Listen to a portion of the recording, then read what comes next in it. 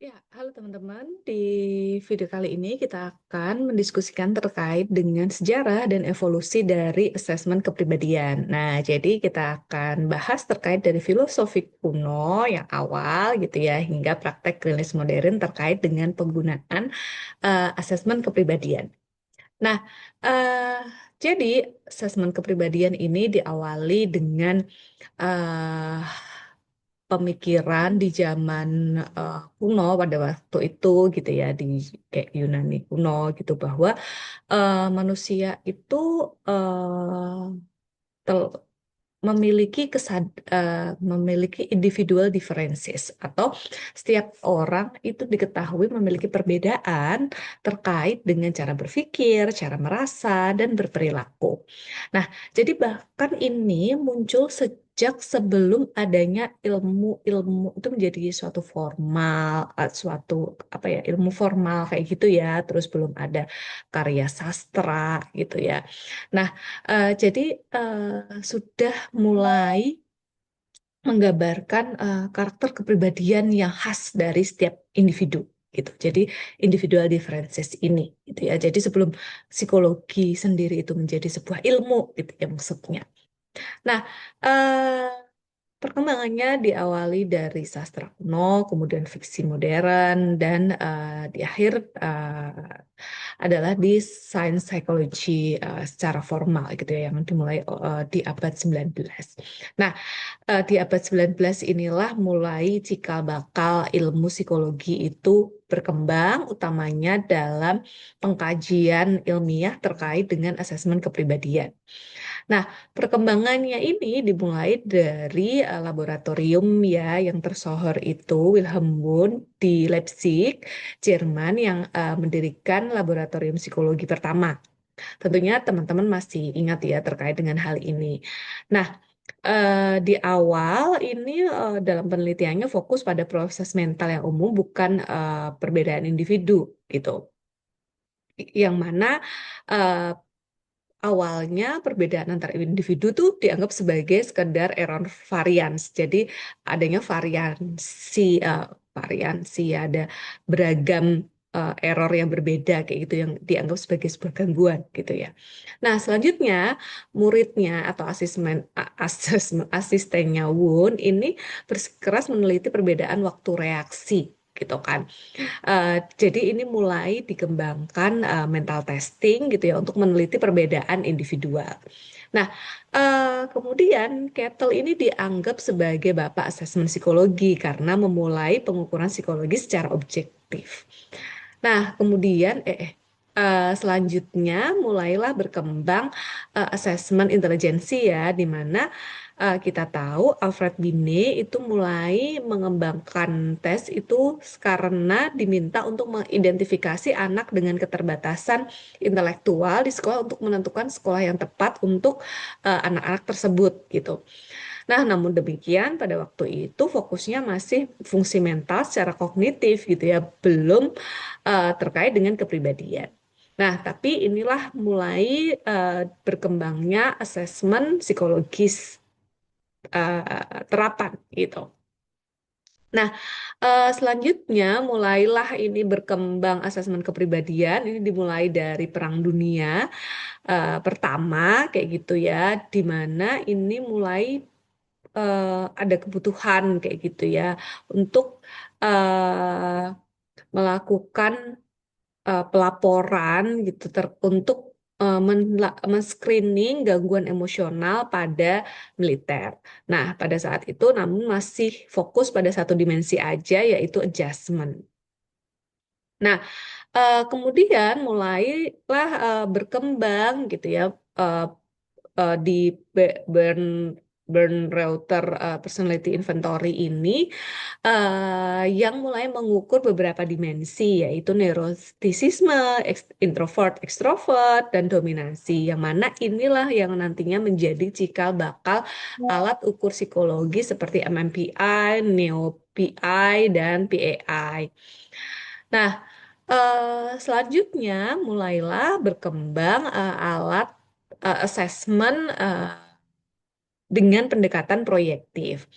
Nah, yang mulai mengembangkan ini Pak Herman Rosyah gitu ya, di mana Pak Herman Rosyah ini eh, memulai untuk mengembangkan tes Rosyah gitu. Itu adalah tes bercak tinta dan kemudian dari bercak tinta yang telah dibuat meminta individu itu untuk menjelaskan terkait dengan apa yang dilihat gitu ya.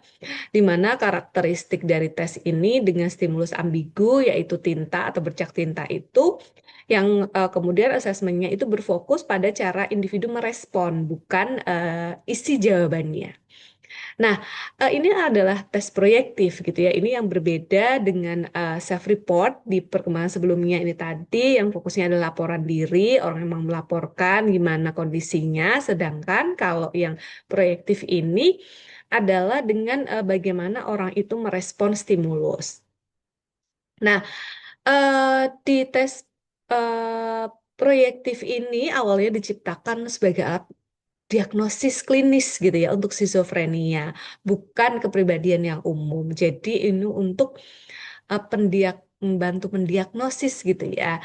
Ini karena masih di awal-awal proses pengembangannya. Nah, kemudian mulailah diakui ya bahwa kepribadian itu sebagai suatu ilmu yang mandiri gitu ya. Jadi kondisi sebelumnya itu kepribadian dianggap sebagai kondisi di bawah bayang-bayang gitu kan, kondisi psikologi yang abnormal atau yang menyimpang yang nggak sesuai dengan kondisi umum. Nah, kemudian kepribadian menjadi fokus tersendiri gitu ya, yang ini dilihat dengan pendekatan holistik bahwa manusia nggak boleh dilihat sebagai kumpulan sifat yang terpisah-pisah, tapi keseluruhan dari pengalaman unik yang membentuk dirinya. Nah, jadi ada beragam dimensi gitu ya yang ada di dalam kepribadian.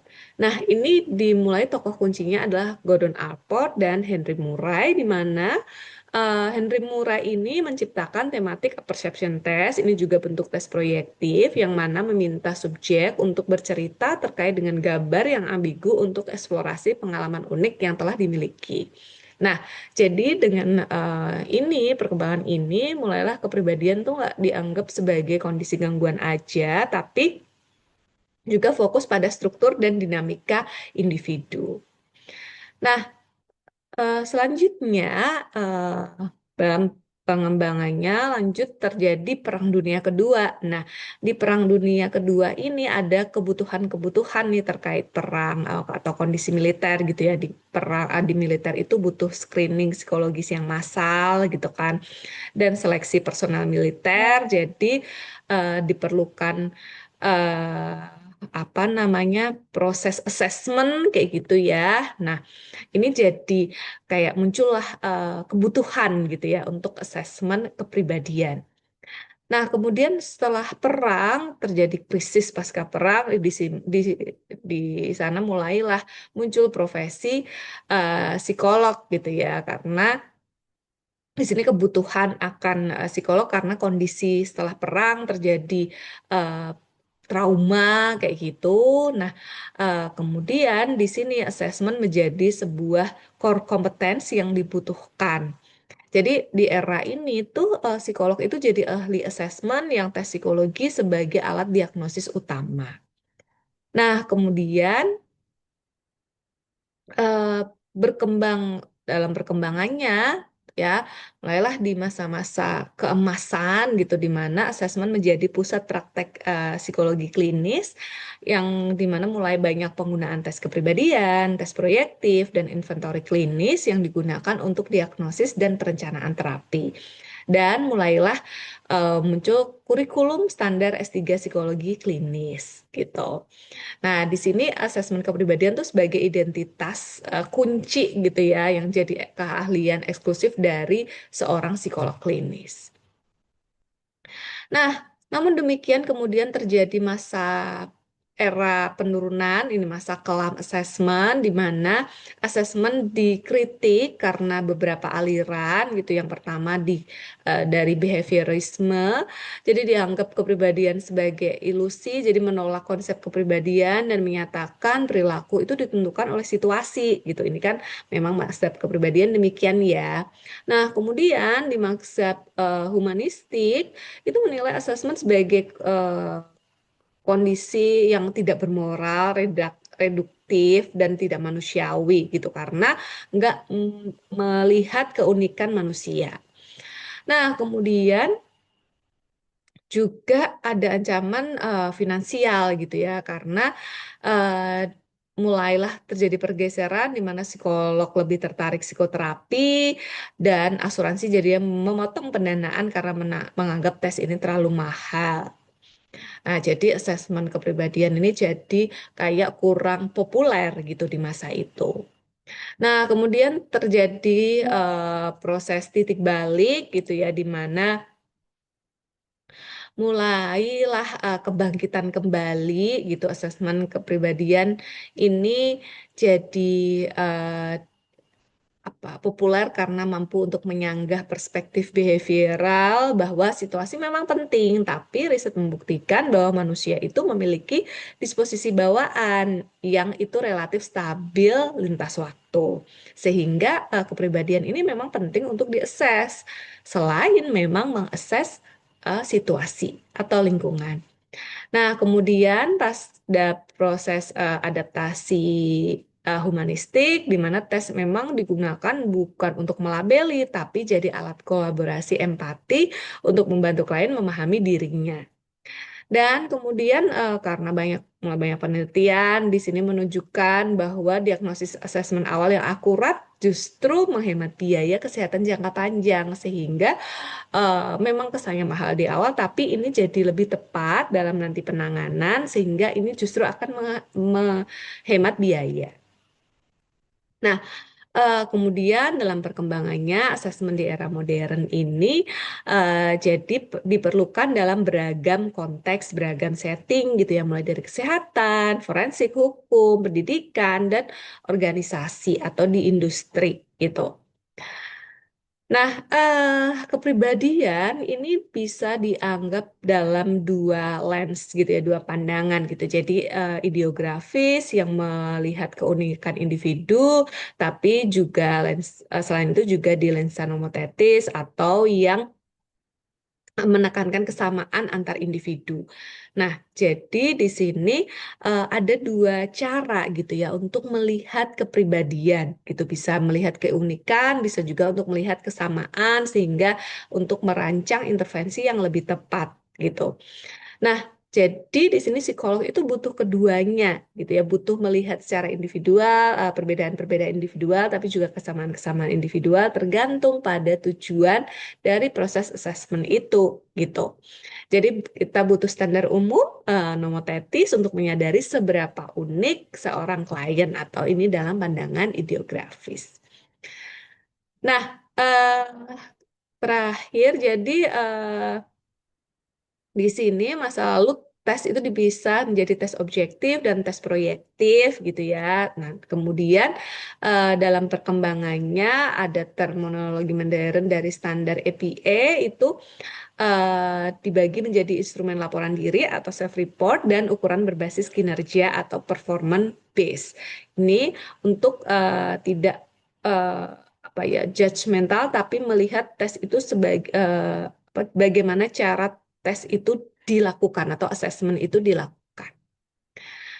Nah, eh, dalam laporan perbedaan antara self-report dan berbasis kinerja, yaitu eh, ketika didasarkan pada cara kerja, kalau self-report itu berdasarkan dari apa yang dikatakan tentang dirinya, apa yang dipahami tentang dirinya sendiri. Nah, sedangkan yang performance based ini adalah bagaimana orang melakukan tugas-tugasnya. Nah, masing-masing punya kelebihan gitu ya, di mana kalau self-report ini langsung dan jelas, jika kita langsung bertanya gitu, Nah, memang kalau performance base ini nggak langsung, tapi di sini bisa menembus pertahanan diri dan mengungkap hal yang tidak disadari. Karena terkadang individu itu juga nggak menyadari ya bagaimana dirinya itu bisa begini dan begitu, kayak gitu. Atau kondisinya begini begitu tuh kurang menyadari sehingga performance base ini juga diperlukan.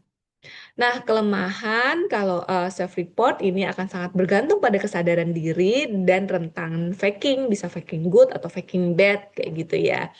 Nah, namun demikian kalau yang berbasis kinerja ini proses interpretasinya lebih kompleks dan bisa berpotensi spekulatif. Jadi memang yang self-report maupun performance base ini memiliki kelebihan dan kelemahan masing-masing sehingga ini perlu untuk diintegrasikan untuk memahami kondisi individu. Nah, ini dia ya tadi kesimpulannya. Jadi dalam praktek modern, integratif itu diperlukan sehingga kita bisa mendapatkan gambaran secara utuh dan memahami kepribadian secara akurat. Nah, oke, ini ringkasannya dan selamat belajar untuk lebih memahami asesmen kepribadian. Terima kasih.